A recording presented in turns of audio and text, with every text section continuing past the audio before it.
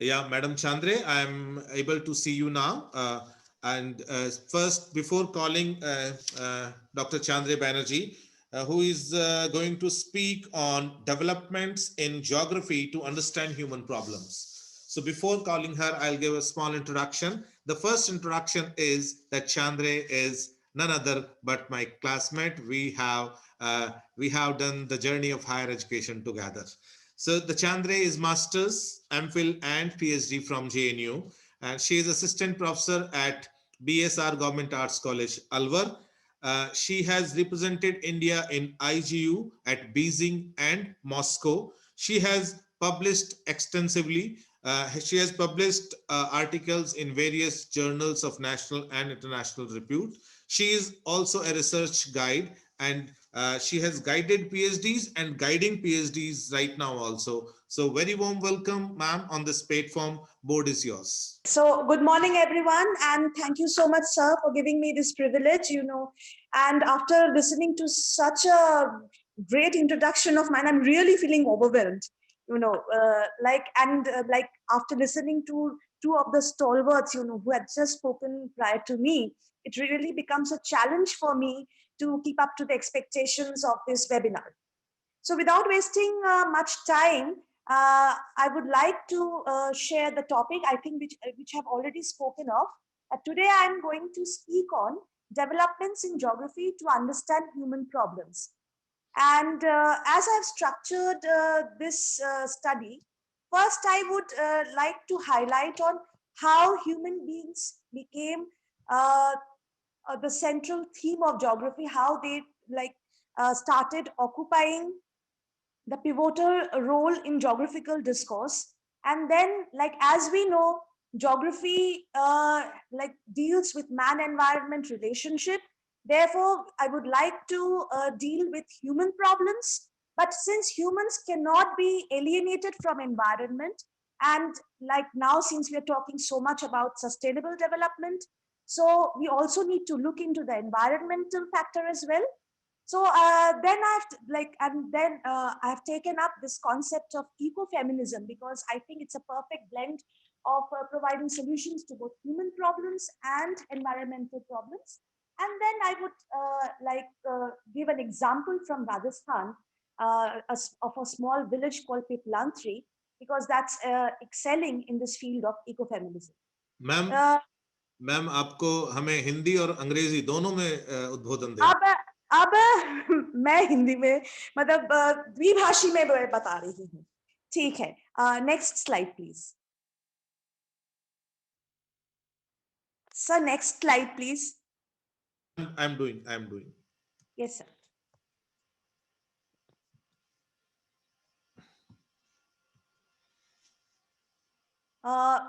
अच्छा, actually man और environment relationship जो है वो किसी भी भौगोलिक अध्ययन का एक मूल केंद्र बिंदु रहा है, the central theme of any geographical discourse. पर ये जो रिलेशनशिप है ये समय के साथ साथ बदलता रहा है। सबसे पहले जब हम संभववाद की, पर्यावरणीय संभववाद की बात कर रहे थे, तो हमने देखा कि कैसे कोई भी किसी भी जगह के पर्यावरण मानव को इन्फ्लुएंस करते हैं। फिर बाद में जब संभववाद आए यानी पॉसिबिलिज्म, तो हमने देखा कि ह्यूमंस जो है वो एजेंट्स ऑफ चेंज माना गया एक अर्थ सरफेस पे। और अर्थ सरफेस पे जो भी चेंजेस नजर आते हैं वो ना केवल प्राकृतिक क्रियाओं के द्वारा किया जाता है, बल्कि ह्यूमंस को भी उनके एक एजेंट्स ऑफ चेंज माना जाता है। और बाद में ये परसेप्शन आया कि भले ही ह्यूमंस एजेंट्स ऑफ चेंज हो प्रकृति के अंदर, पर अपने इनोवेशंस और एक्टिविटीज के द्वारा भले ही वो प्रकृति में चेंजेस ला सकते हैं, पर उस चेंजेस का एक लिमिट होता है और वो लिमिट प्रकृति अपने आप ह्यूमंस के सामने रखते हैं। बिल्कुल इसी तरह अगर हम ह्यूमन सोसाइटी के डेवलपमेंट की बात करते हैं, तो हम ये देखते हैं कि ह्यूमन सोसाइटी मेनली तीन स्टेजेस से गुजरा है जो डेवलपमेंट है उसका। सबसे पहला स्टेज अगर हम देखें तो वो था थियोलॉजिकल, जहां सब कुछ ईश्वर की मर्जी माना जाता था। I mean everything was considered as God's will. उसके बाद आया कि मेटाफिजिकल, आई मीन ठीक है, जो भी हमारे सामने है हम देख रहे हैं, विच इज वेरी एब्स्ट्रैक्ट। हम ये जानने की कोशिश नहीं कर रहे कि अगर कुछ हमारे सामने है तो क्यों है, बस ये है, हम मान लिया कि ये हमारे सामने है, और उसके आधार पर जो भी हम चीज उसमें ऑब्जर्व कर रहे हैं, हम उसके आधार पर हम ये देख रहे हैं कि मतलब उसके आधार पर हम कोई निष्कर्ष में पहुंच रहे हैं, और उसी के आधार पर हम थ्योरी बिल्डिंग्स कर रहे हैं। और इसके बाद आया है कि वो पॉजिटिव चिंताधारा है, जिसमें इन जो भी फिनोमिनन हम ऑब्जर्व कर रहे हैं प्रकृति के अंदर, हम उसमें सम मतलब we are trying to establish some sorts of causal relationships as to why, what is the relationship between the phenomena that we actually observe here. And it was this last viewpoint, yani ki positive chintadhara, jo actually it gave rise to the doctrine of positivism by Auguste Comte. And this actually stood in sharp contrast with the above two stages, yani ki theological, jahan sab kuch ईश्वर की मर्जी माना जाता था, और metaphysics, यानी जो सब बिल्कुल abstract in nature और practicality से बहुत दूर रहे हैं। और पॉजिटिविज्म क्या असर्ट किए, पॉजिटिविज्म ये असर्ट किए कि all the scientific knowledge, it should be based on direct and empirically verifiable experiences of reality, यानी जो भी हम कुछ ऑब्जर्व कर रहे हैं उसको हमें एम्पिरिकली वेरीफाई करना चाहिए। तो इन नटशेल हम ये कह सकते हैं कि पॉजिटिविज्म का दूसरा शब्द हो गया एम्पिरिसिज्म, जहां हम वही डेटा कलेक्ट करके उसको एम्पिरिकली वेरीफाई करके तभी हम कुछ निष्कर्ष में पहुंचे। और उन्होंने माना भले ही सोशल फिनोमिना जो है नेचुरल फिनोमिना से कॉम्प्लेक्स हो सकता है, क्योंकि नेचुरल नेचर में एक लॉ फॉलो किया जाता है, पर सोसाइटी में जो मेनली ह्यूमन बींग्स द्वारा कॉन्स्टिट्यूटेड है, क्योंकि एक ह्यूमन बींग एक इंसान दूसरे इंसान से बहुत अलग है, पर फिर भी पॉजिटिविज्म का मानना था कि सोशल फिनोमिनन को भी हमें उसी प्रक्रियाओं से या उसी प्रिंसिपल्स में डेवलप करना चाहिए जो जिसपे नेचुरल फिनोमिना या नेचुरल साइंस। के बाद 70 में एक दूसरा क्रांति आया जिसको हम क्रिटिकल रेवोल्यूशन कह सकते हैं। इसलिए हम इसको क्रिटिकल रेवोल्यूशन का नाम दिया ज्योग्राफी में, कि क्योंकि ये पॉजिटिविस्ट और जो क्वांटिटेटिव ट्रेडिशन इन ज्योग्राफी मतलब ये पॉजिटिविज्म के बाद जो संख्यात्मक क्रांति भूगोल में आए, उसके क्रिटिसिज्म में, उसके समालोचना में खड़े हुए। और इस रेवोल्यूशन में यानी कि क्रिटिकल रेवोल्यूशन में जो 70 के बाद आया, उसमें ह्यूमन बीइंग्स के ऊपर मेन फोकस दिया गया, ह्यूमन अवेयरनेस के ऊपर, ह्यूमन कॉन्शियसनेस के ऊपर, और सबसे मतलब ज्यादा है जो ह्यूमन क्रिएटिविटी के ऊपर, क्योंकि तभी हम बात कर सकते हैं कि humans as agents of change on the earth surface. इस भौगोलिक चिंताधारा के जो मतलब प्रोपोनेंट्स थे, उन्होंने ये कहा कि भूगोल के जो विषय है वो सिर्फ एक अर्थ साइंस में लिमिट नहीं होना चाहिए, यानी सिर्फ नेचुरल फिनोमेना में लिमिटेड नहीं होना चाहिए। इंस्टेड अर्थ को एक मानव ह्यूमन काइंड्स के घर की तरह माना जाना चाहिए, जहां पर मतलब like the earth should be treated as the home of humankind, जहां पर humans के एक सराउंडिंग एनवायरनमेंट होंगे, और उस सराउंडिंग एनवायरनमेंट के साथ हर इंसान का या हर सोसाइटी का एक अंतर संबंध डेवलप होगा। और उस अंतर संबंध के डेवलपमेंट के पीछे, क्योंकि इंसान को एक रैशनल बीइंग माना गया था, तो उस इंसान अपने रैशनैलिटी को यूज करके उस अंतर संबंध को कैसे डेवलप करेंगे, ना केवल पर्यावरण के हित में बल्कि अपने हित में, यानी how they not only they would improvise the environment but they would also improvise on the conditions of their lives। और देखा जाए तो ये जो अप्रोच है, ये बिहेवियरल अप्रोच के साथ साथ मतलब एक साथ डेवलप किए, पर कहाँ ये दोनों अलग हो गए कि बिहेवियरल अप्रोच में कुछ एक साइंटिफिक बेसिस भी देखा जा रहा था, क्योंकि मान लीजिए जब हम डिस्टेंस डीके की बात कर रहे हैं या मार्केट बिहेवियर की बात कर रहे हैं भूगोल में, तो देख सकते हैं कि वहां पर मतलब डिस्टेंस जो है एक डिसाइडिंग फैक्टर हो रहा है, यानी some sort of rationality is creeping in. But जो ह्यूमन ओरिएंटेड ज्योग्राफी था वो बिल्कुल सब्जेक्टिव था, जो मेनली इमोशंस और ह्यूमंस के कॉग्निटिव एक्सपीरियंस पे आधारित थे।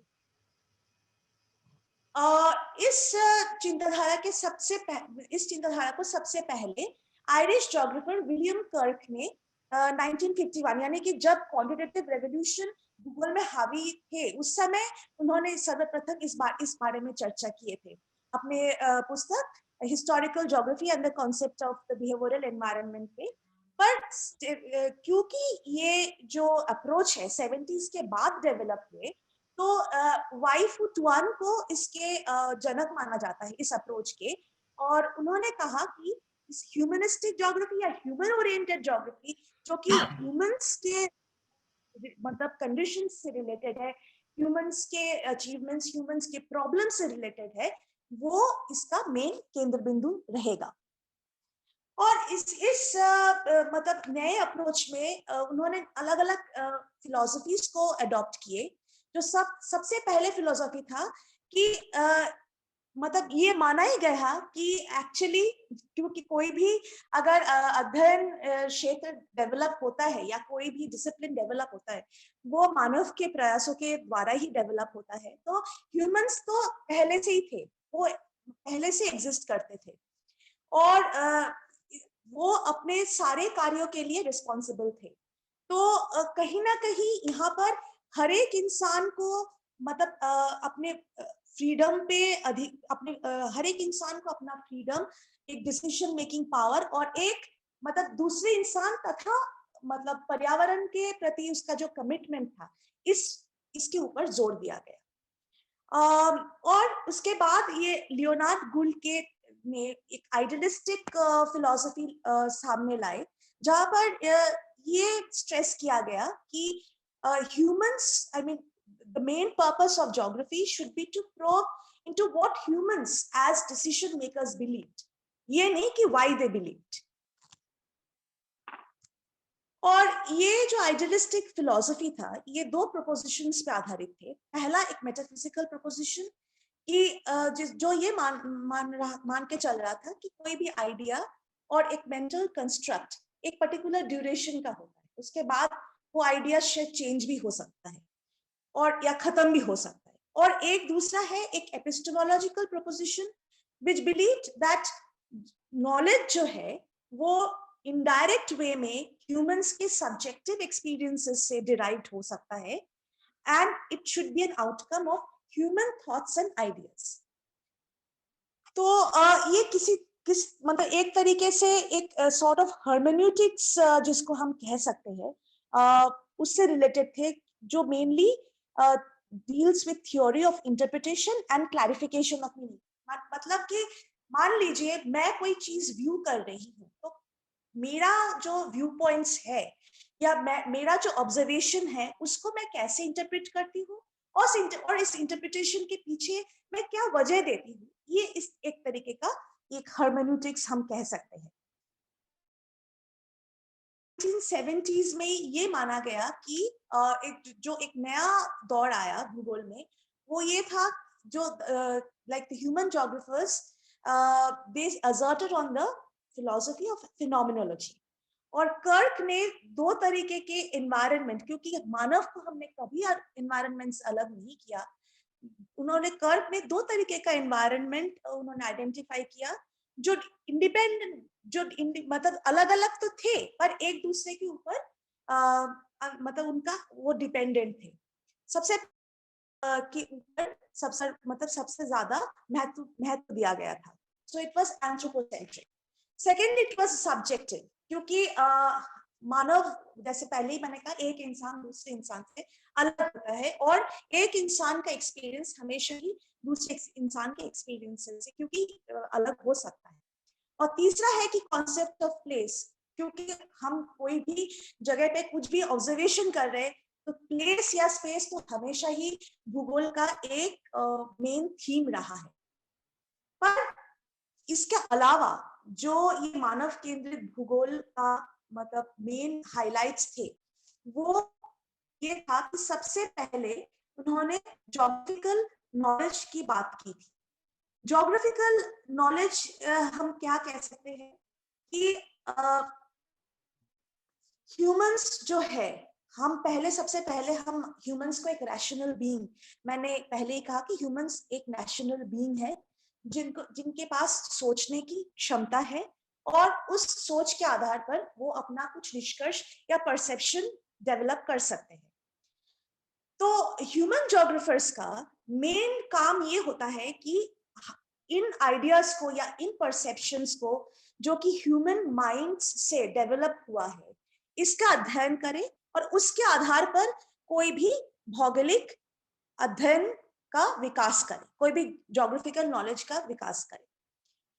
और क्योंकि हर एक इंसान का परसेप्शन अलग अलग होता है, हर एक इंसान का आइडियाज अलग अलग होता है, तो वो इंसान अपने सर्वाइवल के लिए उस एनवायरनमेंट जहां भी वो रह रहे हैं, उसके मतलब जो भी उनको सराउंड कर रहे हैं, उसके पार्ट बनने के लिए वो उस नॉलेज का यूज कर सकते हैं। और वो नॉलेज एक्सक्लूसिवली किसी इंसान का पर्सनल नॉलेज होगा, क्योंकि पर्सन टू पर्सन, पहले ही मैंने कहा, ये जो ह्यूमन ओरिएंटेड ज्योग्राफी था वो मतलब सब्जेक्टिव थे नेचर में, तो इसीलिए इसको हम पर्सनल ज्योग्राफी भी कह सकते हैं, क्योंकि सब्जेक्टिविटी जो है वो इंसान के साथ वैरी करती है। दूसरा है कि role of territory and creation of place identities. इसमें आप देख सकते हैं स्लाइड में कि कॉन्सेप्ट ऑफ प्लेस जो है इस अप्रोच का एक महत्वपूर्ण हिस्सा रहा है, क्योंकि हम जब स्पेस की बात, ह्यूमंस की बात करते हैं, तो हम उनको स्पेस से अलग करके नहीं देख सकते। Every human being they occupy and they also utilise some space, और उस स्पेस के साथ इंसान का एक स्ट्रॉन्ग बॉन्डिंग डेवलप होता है, क्योंकि ना केवल वो स्पेस इंसान के जो नीड्स है उसको सेटिस्फाई करते हैं, पर इंसान अपने आप को उस स्पेस से आइडेंटिफाई कर सकते हैं। जैसे कि पहले, I mean technically speaking, like when I was born, I belong to a particular state. मैं उस समय में एक स्पेस ऑक्युपाई कर रही थी, फिर नौकरी के खातिर मैं यहाँ पर दूसरी एक जगह पे आ गई, दूसरे स्टेट पे, और इतने दिन रहने के बाद मैं इस प्लेस से, अलवर से अपने आप को जोड़ने लगी हूँ। तो कहीं ना कहीं मेरा जो पहले स्पेस का आइडेंटिटी है, उसको उसके ऊपर हावी हो गए अभी मैं जिस प्लेस को ऑक्युपाई कर रही हूँ।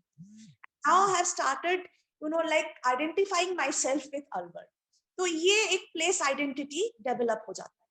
फिर ये है, थर्ड है क्राउडिंग एंड प्राइवेसी। जब भी इंसान, बहुत सारे लोग एक स्पेस में इकट्ठे हो जाते हैं, तो definitely it results in crowding, और उस क्राउडिंग का नतीजा ये है कि फिजिकल और साइकोलॉजिकल दोनों तरीके का टेंशन्स डेवलप हो सकता है उस जगह पे।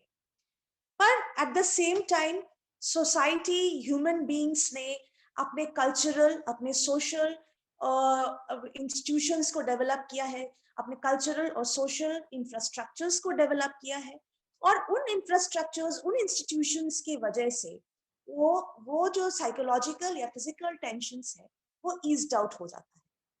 और प्राइवेसी इसलिए महत्वपूर्ण है क्योंकि पहले ही हमने कहा कि ज्योग्राफी एक पर्सनल नॉलेज है इस अप्रोच के तहत। तो जब तक हमें प्राइवेसी नहीं मिलेंगे तब तक हम सोच नहीं सकते, और जब तक हम सोच नहीं सकते तो हम अपने नॉलेज को भी डेवलप नहीं कर सकते। और एक प्राइवेट स्पेस, जैसे पर्सनल ज्योग्राफी की बात आ जाती है इसमें, तो एक इंसान की प्राइवेट स्पेस भी डेवलप हो जाता है। Then the next is the role of geographical knowledge in determining livelihood. क्योंकि वही, जैसे मैंने पहले उदाहरण दिया कि मैं पहले एक स्पेस से एसोसिएटेड थी, फिर लाइवलीहुड के खातिर मैं दूसरे स्पेस में शिफ्ट हो गई। तो कहीं ना कहीं हम जब डेवलपमेंट की बात कर रहे हैं या स्पेस मतलब ह्यूमंस की बात कर रहे हैं, तो एक इकोनॉमिक कोनोटेशन उसमें आ ही जाता है। और इकोनॉमिक कॉनोटेशन जहां आ जाता है वही मतलब वो लाइवलीहुड से हम उसको जोड़ सकते हैं।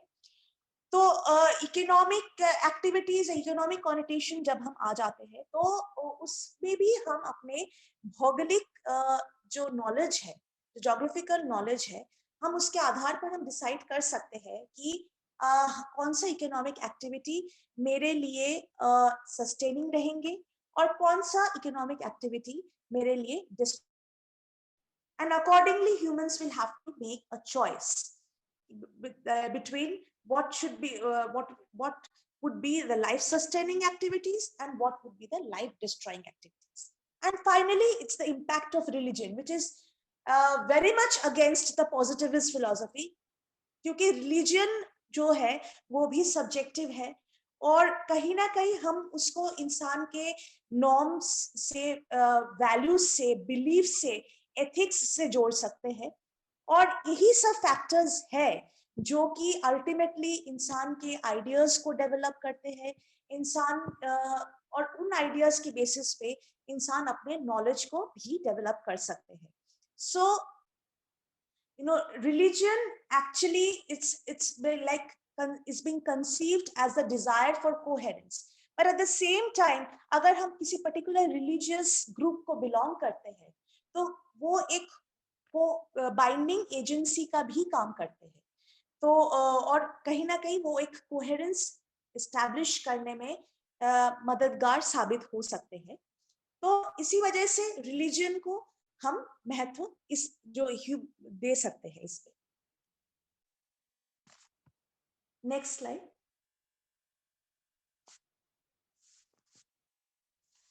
तो मेनली देखा जाए तो एक्चुअली जो ये ह्यूमन ओरिएंटेड ज्योग्राफी थे, तो इसमें 4 तरीके की कंसेप्चुअल और मेथोडोलॉजिकल थीम्स, ये जो ह्यूमन ओरिएंटेड ज्योग्राफी, ये 4 तरीके की कंसेप्चुअल और मेथोडोलॉजिकल थीम्स पे आधारित थे। Firstly, that human life and experiences were regarded as dynamic and multivalent. मतलब ना तो केवल वो चेंज करता है टाइम के साथ साथ, but it is also multivalent, क्योंकि हर एक इंसान का, मैंने पहले ही कहा है कि हर एक इंसान का जो एक्सपीरियंसेस है वो अलग हो सकता है दूसरे इंसान से, and definitely that experience had some cognitive, attitudinal and emotional elements attached to them. Then the second is the ontological, epistemological perspective as to, what things exist. Ontological means what things exist and how such things exist and how those things can be grouped according to similarities and differences. और यहाँ पर हम देख सकते हैं कि जैसे पहले एक पॉइंट मैंने डिस्कस किया कि रिलीजन, तो एक रिलीजन एक आधार हो सकता है, या जैसे एक ग्रुप, सोशल ग्रुप हो सकते हैं जिन्होंने एक तरीके का एक्सपीरियंस मतलब फेस किया है, तो उसके आधार पर हम उनको ग्रुप्स में डिवाइड भी कर सकते हैं, उनकी सिमिलैरिटीज के आधार पर और उनके डिफरेंसेस के आधार पर। Then the third is that geography originated from self knowledge and first hand experience of the investigator.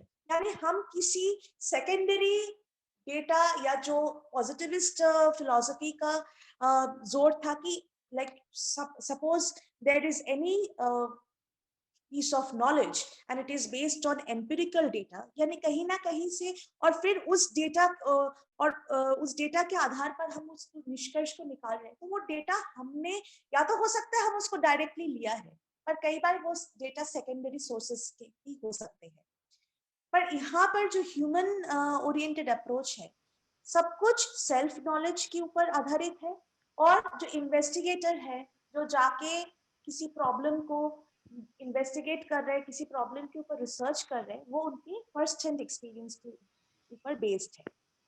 और इसमें 2 तरीके के रिसर्च मेथड्स यूज्ड होते हैं। Firstly we explain the experiences, कि क्या क्या एक्सपीरियंस इन्वेस्टिगेटर ने क्या क्या एक्सपीरियंसेस फेस किए हैं इस उनके पूरे रिसर्च के दौरान।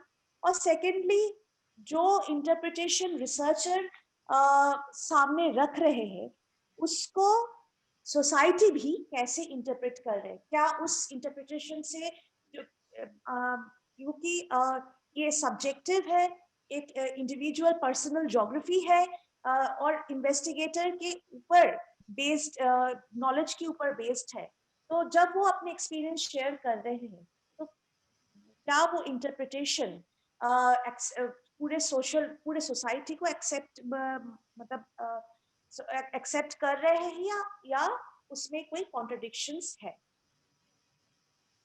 इसके बाद मैं आऊंगी द केस ऑफ इकोफेमिनिज्म, क्योंकि ज्योग्राफी जो है, मैंने पहले ही कहा है कि it should be a perfect blend of finding solutions. ये तो मैंने जो पहले डिस्कस कर लिया वो है कि बेस कैसे ह्यूमन बीइंग, मतलब ज्योग्राफिकल डिस्कशंस या ज्योग्राफिकल डिस्कोर्स का एक केंद्र बिंदु बना, और कैसे ह्यूमन, और क्योंकि जब हम ह्यूमंस को ज्योग्राफिकल डिस्कोर्स के एक हिस्सा बनाएंगे, ज्योग्राफिकल और उनके मतलब डिस्कशंस के पार्ट बनाएंगे, तभी हम कह सकते हैं कि ज्योग्राफी उनके प्रॉब्लम्स को लेके डील कर सकते हैं। और ज्योग्राफी क्योंकि मैन एनवायरनमेंट दोनों को लेके साथ में चलते हैं, तो मैं मानती हूँ इकोफेमिनिज्म एक ऐसा टॉपिक है जहां पर ना केवल हम एनवायरमेंटल प्रॉब्लम्स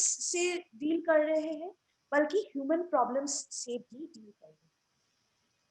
तो इन दोनों के सम्मिलित एक प्रॉब्लम्स को सामने रखने के लिए मैं ये कॉन्सेप्ट आप लोगों के साथ शेयर कर रही हूँ। आप लोगों ने देखा कि जो क्रिटिकल रेवोल्यूशन है, जब जिसके पश्चात ह्यूमन बीइंग्स को ज्योग्राफिकल डिस्कशन का पार्ट माना गया, उनके प्रॉब्लम्स के ऊपर जोर दिया गया, वो 70s के आसपास था।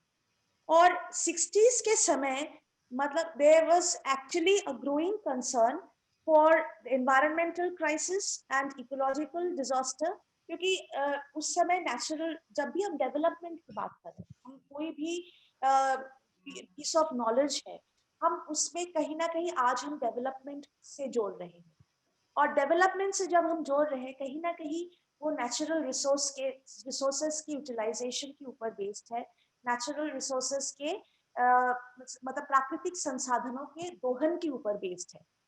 तो 60s का पीरियड था, लेट 60s का पीरियड, जो कि क्रिटिकल रेवोल्यूशन के लगभग साथ साथ थे, that actually witnessed a growing concern for environmental crisis and ecological disaster due to the excessive utilization of natural resources. At the same time, इसी के साथ साथ एक parallel movement भी काफी forefront में आए, और ये था feminist movement, जहां पर women को एक distinct social group माना गया, क्योंकि actually women constitute 50% of the population of the world। और यहाँ आप भले ही मैं एक्चुअली ह्यूमंस, ये मत मानिएगा कि जब मैं महिलाओं के बारे में चर्चा कर रही हूँ तो वो ह्यूमन से कुछ अलग हो गए हैं, और मैं यहाँ पर मेन को नेग्लेक्ट कर रही हूँ, ऐसा कुछ भी मेरा मतलब ऑब्जेक्टिव नहीं है। पर क्योंकि स्पेशली अगर हम इंडिया की बात करें, women have actually been like a marginalized section of the society। तो मैं यहाँ पर एक और क्योंकि इन दोनों मूवमेंट्स के बीच एक सामंजस्य रहा है, तो यहाँ पर इसीलिए मैं फेमिनिस्ट मूवमेंट की बात कर रही हूँ। तो फेमिनिस्ट मूवमेंट तो एनवायरमेंटल कॉन्शियसनेस जब डेवलप हुए 60s के आसपास, तो उसी समय एक दूसरा मूवमेंट सामने आए जिसको हम फेमिनिस्ट मूवमेंट कह सकते हैं, भले इसका शुरुआत बहुत पहले हो चुके होंगे। तो पर इस मूवमेंट का मेन मकसद था to highlight on women as a distinct social group with unequal social status, यानी सोसाइटी में मेन के कंपैरिजन में vis-a-vis men, what was their position vis-a-vis men, so they they had an unequal social status, power and opportunities।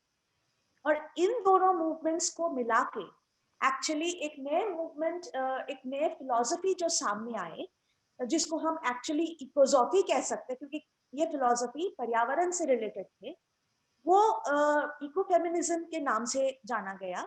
और ये शब्द actually French feminist फ्रेंकोis de Huben 1974 में इस शब्द को सामने लाए थे सबके सामने, क्योंकि कहीं ना कहीं उनको लगा था कि some sort of strong parallel exists between the oppression and subordination of women in families and society and the degradation of nature, क्योंकि दोनों ही नेचर और महिला तो महिला है ही, और नेचर को भी फेमिनिन माना गया था। किसके आधार पर? क्योंकि दोनों, like both of them had the ability to reproduce life.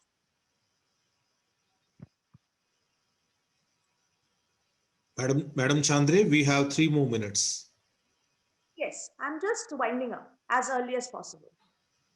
So what was the essence of this concept? The essence of this concept was nature, as I said, it was epitomized as feminine, and a strong interconnection was actually conceived between oppression and domination of women and the domination and exploitation of nature.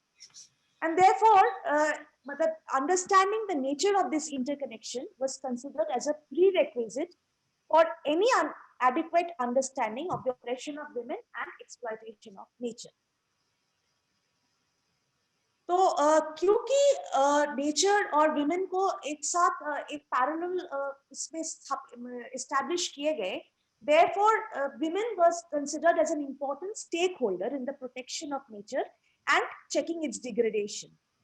And while women were thought to be close to nature, men were thought to be close to culture, that was actually a human the outcome of human development, and that which would exploit nature. Or what was the main theme of ecofeminism? That was to establish an egalitarian society where neither nature nor women would be subject to any sort of exploitation by man. And this form of egalitarian system was also tried to be established by a new philosophy called deep ecology. But the only difference between them was that while deep ecology believed in, it was against anthropocentrism, the ecofeminists, they were against androcentrism. Now, ecofeminists के main 3 strands थे. The first was it emphasized on social justice and everything which has to be in, क्योंकि पहले ही हमने मैं कह चुकी हूँ कि मैन एनवायरनमेंट रिलेशनशिप है और इंसान को भी एनवायरनमेंट का ही एक हिस्सा बन के चलना चाहिए. तो whatever human developments should take place, it should be in conformation with the well-being of the earth, because human life is also dependent on earth. Then another thing is spiritual, and this is actually parallel to the theological concept, of religion. And then thirdly, it's the concept of sustainability. And as we know, we are in this present time, we are talking much about sustainable development. सतत विकास की हम बात कर रहे हैं. So this actually becomes a strong strand of ecofeminism. Then, like now, ecofeminist they have extended this sphere to include 3 kinds of domination. That is nature by humans, women by men, and global south, that is the developing countries, by the global north, that is the developed bloc. And this is actually then, now, so far as ecofeminists concepts are concerned, they mainly deal with the population problems, and they perceive the population problems as a root cause behind all sorts of maldevelopment or whatever. The disbalance is actually taking place in the man-environment relationship. और उन्होंने इसके पीछे, they start with this question as to why do women bear many children even in areas of high population density. तो इसको explain करने के लिए उन्होंने 4 चीजें दिए हैं कि सेक्सिज्म, मदरहुड, कल्चरल फैक्टर्स, क्योंकि कई जगह पे सेक्सिज्म मतलब कि if there is no reproduction, it actually challenges male virility, and motherhood is actually considered universal. Specially in many third world countries. अगर हम इंडिया की भी बात कर ले तो अगर एक औरत माँ नहीं बन पाई तो ये actually this is being govern by the cultural factors. अगर माँ नहीं बन पाई तो वो एक सोशल टैबू माना जाता है. तो भले मतलब क्योंकि अगर हम इंडिया की पॉपुलेशन की बात कर रहे हैं तो as it is we are overpopulated. तो क्या सच में मतलब एक फैमिली में अगर कोई संतान पैदा नहीं हुए तो उससे कोई इफेक्ट होगा नहीं, पर क्योंकि उसके साथ कल्चरल फैक्टर्स जुड़े हुए हैं तो सोशल टैबू है कि अगर मतलब कोई औरत माँ नहीं बन पाई तो फिर मतलब उसको डिग्रेडेड या डिमीनिंग वे में देखा जाता है. तो इसी वजह से कई चीजों की वजह से यहाँ पर हम ओवर पॉपुलेटेड होते ही जा रहे हैं. पर इसका अगर हम क्रिटिक देख ले तो ये क्योंकि एक्चुअली जो ह्यूमन प्रॉब्लम से रिलेटेड ओरिएंटेड ज्योग्राफी है वो मेनली इसका मेन क्रिटिसिज्म ये है इट इज टू आइडियलिस्टिक. और एक ये जो नेचर और मतलब औरत के बीच के जो इंटरकनेक्शन है ये एक मिस्टिकल कनेक्शन है. क्या क्योंकि क्या एक वुमेन, क्योंकि हम हमेशा मानते हैं कि विमेन है तो क्योंकि नेचर के साथ उसको हम जोड़ सकते हैं तो they would be an important stakeholder in environmental degradation. और मेन अलग है, पर ऐसा तो नहीं है कि विमेन मतलब एनवायरमेंट को यूज नहीं कर रहे हैं, विमेन रिसोर्सेज को यूज नहीं कर रहे हैं, ऐसा तो नहीं है. तो यानी कि ये एक मिस्टिकल कनेक्शन है और ना केवल विमेन को बल्कि मेन को भी यहाँ पर मतलब इम्पोर्टेंट दोनों को ही इम्पोर्टेंट स्टेक होल्डर्स. जब हम एक दूसरे की इज्जत करेंगे, I mean both men and women they constitute a population of any particular place, और जब हम दोनों जने एक दूसरे की इज्जत करेंगे तभी हम एक अच्छा एनवायरनमेंट क्रिएट कर सकते हैं. और इसके बाद भले ही इसके क्रिटिसिज्म्स आए हो, पर फाइनली जो मैं कहना चाह रही थी कि राजस्थान में इस कॉन्सेप्ट का एक बहुत अच्छा उदाहरण हम देख सकते हैं. पिपलांत्री गांव जो कि राजसमंद जिले में है, वहां पर जो लोकल सरपंच है, विलेज सरपंच है श्याम सुंदर पालीवाल जी के इनिशिएटिव से ये तय किया गया था कि उस गांव में जब भी कोई बेटी पैदा हुई तो उस बेटी के नाम से 111 वृक्षारोपण किया जाएगा, और जो बेटी के साथ साथ मतलब वो वृक्ष भी बड़े होंगे. और उस इनिशिएटिव के तहत आज अगर देखा जाए, जहां पर पहले मार्बल क्वारिंग के मलबा एक मतलब वेस्टलैंड क्रिएट हुआ था, उसी जगह पे आज 3 लाख से ऊपर वृक्षारोपण किए गए हैं. और इसके साथ ही साथ न केवल इससे एनवायरनमेंट को फायदा पहुंचा है, पर क्योंकि गर्ल्स को हम अगर यहाँ के इंडिया के लिंगानुपात को देख लेते हैं, सेक्स रेशियो को देख लेते हैं, हम देखते हैं कि हमेशा it is being skewed in favour of males and girl child they are not preferred more in many of the families. तो इस इनिशिएटिव के तहत हम देख सकते हैं कि पेरेंट्स और विलेजर्स साथ मिलके लड़कियों की शिक्षा के लिए फाइनेंशियल कंट्रीब्यूशंस करते हैं. और at the same time they are also made to sign an affidavit. Parents से एक एफिडेविट साइन किया करवाया जाता है जहां पर वो ये प्रॉमिस करते हैं कि जब तक कोई लड़की बालिग नहीं हो जाती उसकी शादी नहीं करवाई जाती. तो यहाँ पर इस कंसेप्ट से हम देख रहे हैं ना केवल पर्यावरण के बल्कि ह्यूमन प्रॉब्लम्स. ह्यूमन में हम भले ही यहाँ पर हम महिलाओं की केस ले लेते हैं, पर क्योंकि यहाँ पर इस कंसेप्ट में दोनों के प्रॉब्लम्स को साथ में लेके चला जा रहा है, तो इसीलिए इस कंसेप्ट को अगर ज्योग्राफी में डेवलप किया जाए तो आने वाले टाइम में बहुत अच्छा एक समय की हम परिकल्पना कर सकते हैं. धन्यवाद. धन्यवाद मैडम चांद्रे. आपने बहुत ही सुंदर तरीके से हमें इस पूरी जो यात्रा है जिसके अंदर हम ये कहते हैं कि किस तरह से ज्योग्राफी ह्यूमन प्रॉब्लम्स को समझने की और बढ़ी, उससे अवगत कराते हुए और आप हमें इको फेमिनिज्म तक ले आए. एक बार के लिए तो एक स्लाइड की एक पॉइंट को देखकर थोड़ा सा डर लगा जब यहाँ आपने मेंशन किया कि the females are equated with nature because they both have the reproduction capacity, but at the same time you said that a man is this elaborated, or it was considered as the exploitator.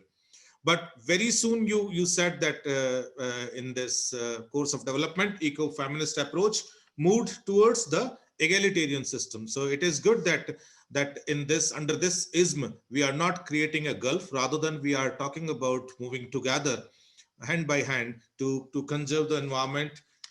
This is really a very balanced approach which you have taken, or which for which you have familiarized with the participants. Yes, you want to say something? And sir, one thing which I would like to, yes sir, one thing which I would like to add here is कि हम हमेशा मानते हैं कि कोई feminist है तो हमें वो जरूर कोई महिला ही होगी, पर इवन ज्योग्राफी में अगर हम फेमिनिस्ट अप्रोच की बात कर रहे हैं तो उसके प्रोपाउंडर विल्बर जेलेंस्की रहे हैं। और क्योंकि ओरिजिनली मैं बंगाल से बिलोंग करती हूँ, मेरी रूट्स बंगाल में है, तो वहां अगर देखा जाए तो जो मेजर फेमिनिस्ट है वो राजा राममोहन रॉय रहे हैं, रविंद्रनाथ टैगोर रहे हैं, जो कि कोई, या स्वामी विवेकानंद रहे हैं, जो कि कोई महिलाएं नहीं थे। तो ये इसीलिए इस पे एक egalitarian नॉन डुअलिस्टिक सोसाइटी की बात किया जा रहा है।